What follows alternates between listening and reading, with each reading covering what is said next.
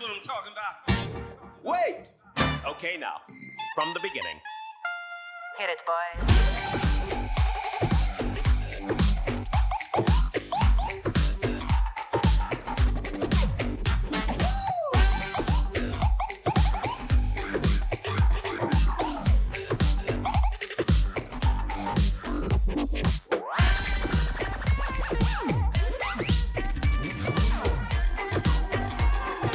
Join from the corner where the big boys claim.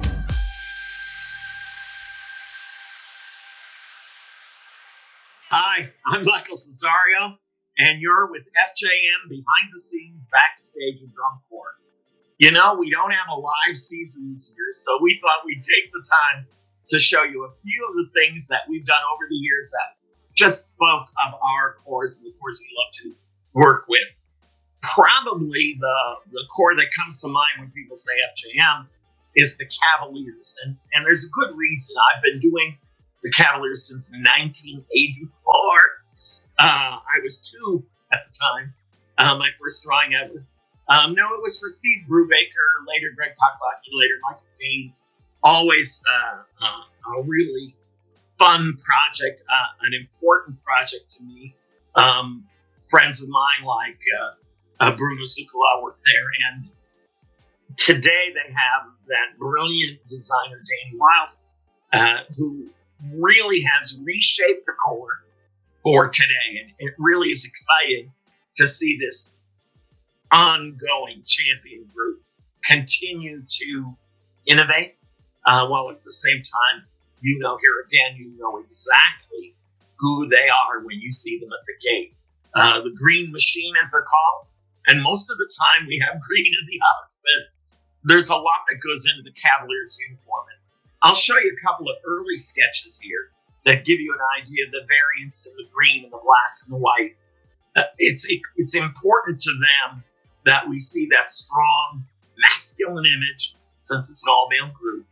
And we used initially the actual wear of the Cavalier period, Charles II and so on, and then abstracted those things to become the iconic look of the Cavaliers. Even recently, 2016, when we redid them again, and you'll see 2014, 2010, where it was slight readjustments, and we've looked differently over the years, changed baldricks and gauntlets and all kinds of details. But when we really changed them, even in 2016, we did a Gemini for them. That is, several different pieces, some that stretch, some that don't. And the whole idea was that they could wear any version of this that they wanted to. So today, when you see them in retreat, with the whole corps there, they're in their green satin blouses with the black dress vest. And yet that whole thing can be turned around, as it was in 16, to see the newsprint from that show, from the propaganda show. But you've also seen it with different sparkles, black and so on. Other times with Rorschach tests, with color guard outfits that go with them. So I'll show you some of the sketches and how they align with each other. One of the challenges of last season was to give them more of a character for the show without losing that Cavalier quality, that Cavalier identity. And what we did was we took the silhouette, the outline of that Cavalier broad shoulder, narrow waist, narrow hip look, and with all of the focus going where the music comes out. And we took that silhouette, but then we put it in period prints, plaids and paisleys that had green in them, but also had other things that indicated that kind of turn of the century quality, the late 1800s. And you'll see them, the PR photos look great. There's one where they're on a train. You see the railroad quality. You'll see us, how we fit them, and we do fit them individually. John Ewell, our draper, goes out and makes sure that they are perfecto. They have a wonderful staff that takes so very good care of them. And I'll show you a couple of sketches for where they come from, and then a couple of photos so you can see it. These are not, oddly enough, as strange as several years before with the Rorschach tests and the faces. And there's one year where we did snakes coming up from.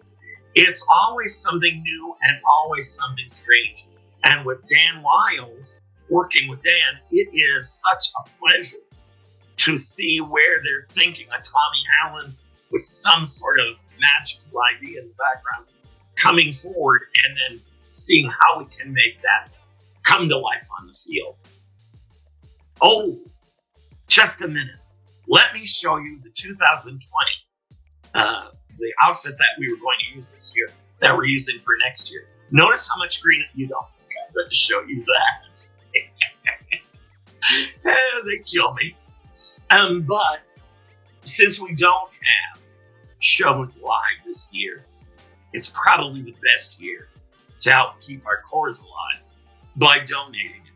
I'll give you right here the address for you to send. Give a little bit. It doesn't matter how much you give. It's a way of keeping our cores sound and alive.